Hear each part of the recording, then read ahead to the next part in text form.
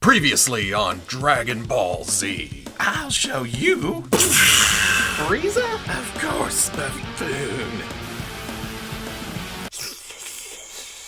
Easy boy. Okay, people, welcome back to another Fwoosh review. Today, let's take a look at the McFarlane Toys Warhammer 40k Tyranid Genestealer, or Tyranid Genestealer. It can't all be about Star Wars. If you came to this video looking for any kind of insight or in-depth knowledge of Warhammer, you came to the wrong spot. I know nothing about the property. I just have an appreciation for good-looking action figures. So when this popped up on Amazon for $19.99, which in itself, in the current market, seems like a hell of a deal for this much plastic, I thought, maybe I can use this on a different shelf. It looks very alien-like. It doesn't look like anything specifically, unless you're a Warhammer fan, and you're probably thinking right now, this guy's a complete asshole. He doesn't know what he's talking about. I know toys.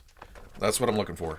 Something to play with, something to use in other places. Looking at the package, it's what we are used to with McFarlane at this point. It's interesting that they took off two of the arms. They fit as much toy as they could into this package. Warhammer 40,000 logo down here.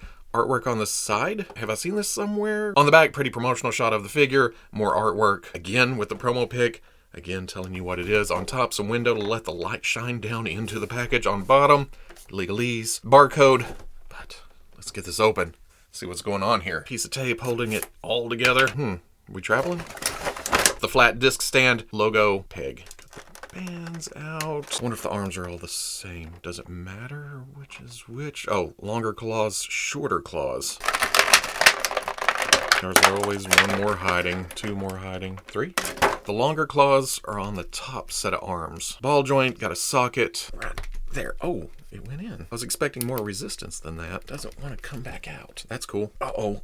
Oh, there we go. Very nice. Again, I have no idea of context here. I don't know what this thing does. I don't know. Bad guy runs around, cannon fodder, whatever. I just know that this is a fantastically sculpted, beautifully articulated action figure. And yes, let's get it out of your system. That looks like a dick. I'm sure that's part of the design, but I would have liked to seen it curve the other way, maybe. I know it follows the spine all the way down, but most of the time, this creature is going to be hunched over, and it always comes out like this. But just look at the muscle and the gristle and the protrusions and the bones and the skeleton and the alien-like physiology. Again, there's a big familiarity. There's designs that were either pulled from Warhammer or Warhammer pulled from other properties. It also comes together in kind of a unique way, because I love the reds, I love the whites, I love the design. Everything just works here. Looks like the flesh is split apart right here, but then it seamlessly, it's almost, well, I guess that would be called an exoskeleton, wouldn't it? You see more of that pinkish, purplish, lavender color between each of the ribs and going down to the a surround spine, whatever the hell this middle section is. And the back acts more like a shell. That may be because of articulation, though. They give it room to move around. The red claws stand out against all of that. For some reason, I was thinking this was going to be like a super bright white, but it's an off-white. It's a cream color, and again, it works as a skin tone or, you know, a bone color. I would have liked to seen more wash, some more contrast to the musculature, to the details on the bone parts, just to set it apart a little bit. Dog leg coming down to feet, and we'll talk about this here in a minute. There's slight stability issues, but not as bad as you would think. And then there's the head. Look at that. It's just scary. It wants to jump right through the screen and bleh. I can only speak for myself, but I guess I'm trained to think whenever I see a dome like this, a big cranium, that there's an intelligence in there, that there's some thinking going on, some pondering, some scheming. But again, I don't know Warhammer. These may be just, you know, mindless troops that go out to get slaughtered. This is my toy and I can do whatever I want. The head also brings in a deeper purple right here that adds to the overall color scheme. I mean, looking at it like this, yeah, it's mostly just that cream color. But that just makes the reds and the yellows, right, again, another different color brought into the color scheme. That just makes them stand out even more. Couple of interesting engineering things here. The elbows, I think I've seen this before. The outside is two pieces, while the inside is one solid piece going across. They did that to hide the articulation, which seems like a very McFarlane-esque type thing to do. An initial reaction, that should have been on the outside because that's what we see most of the time. Not with this character. He's going to be up like this. And, you know, that's where we're looking on the inside of the elbow. So I understand this decision after sitting and thinking about it. One thing to keep in mind, in order to hide more articulation, the cuts on the shoulders only go so far on one side and more on the other. And given the posability here and some of the things you want to get it into, it's easy to get them flipped around to where you can't bring the arm all the way down. Just remember, there's that. Flip it around, come to here, and then you can bring the arm all the way in. Not a biggie at all, just something to consider. Now I'm focusing on the crotch poker. Something else to keep in mind when you're posing is the balance issue. There's 4 arms up here, big old head, little in the middle, got much back. Linked to the legs, dog leg, not a lot actually touching the ground because it looks, you know, tippy-toed. While these claws do help by extending it out a bit, they do loosen up as you're posing. At the same time, it takes a minute, and you may have to do some shifting, counteract the balance issue, and it's not super difficult. And the standard McFarlane ankles come into play here too, because you can turn it into a super tilt, where you can go side to side.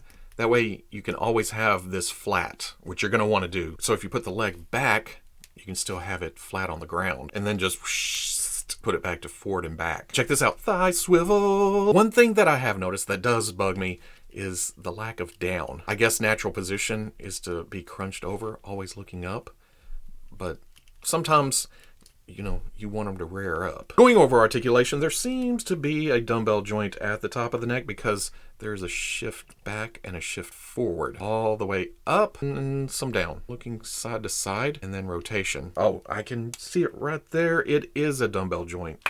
There we go, behind the camera strength. Pins coming out to each shoulder gives rotation back until it runs into something else. Hinges on each one. That has fantastic movement. Rotation at each bicep. Double elbows, about right there and right there. Swivel hinge swivel at the wrist. Can come in, come out, rotate, and then like we were just talking about with the ankle, you can have them go up and down if you want. Not quite sure what is up there. It looks like another dumbbell. Ball down at the waist. Oh, so crunchy. You can...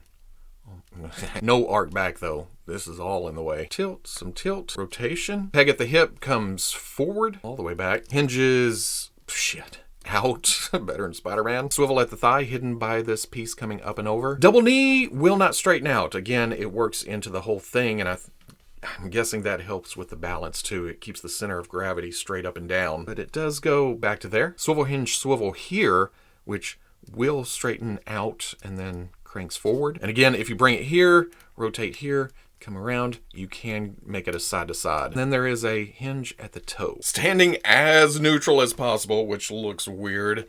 The Genestealer stands at about 7.5 inches tall, well, slightly taller than 7.5. I don't have any other McFarlane Warhammer figures, but here it is with the DC Multiverse White Knight Batman and the first Superman. Here it is with the Bandai Space Marine, and I'm not sure which is supposed to be bigger. I always hear that these are supposed to be huge, so, but there you go. Here it is with a custom Marvel Legends 6-armed Spider-Man and the Marvel Select Brood. Then the Bandai Star Wars model kit General Grievous and the Hasbro Star Wars Black Series Rio. But for standard scale comparison, here is the Hasbro Star Wars Black Series version 1 Stormtrooper and the Hasbro Marvel Legends comic book Black Panther. So at the end of the day, it's just a fun action figure, and really, that's all that matters to me. Well, okay, I know accuracy is a big deal, and if you're a Warhammer fan, and this doesn't fit your mental image or what you see on paper, screen, that's a problem. But for someone just buying a kick-ass looking action figure off the peg, this totally works. It's stuff like this that is right up McFarlane's alley. Their newly, well, I say newly, it's been a couple of years, but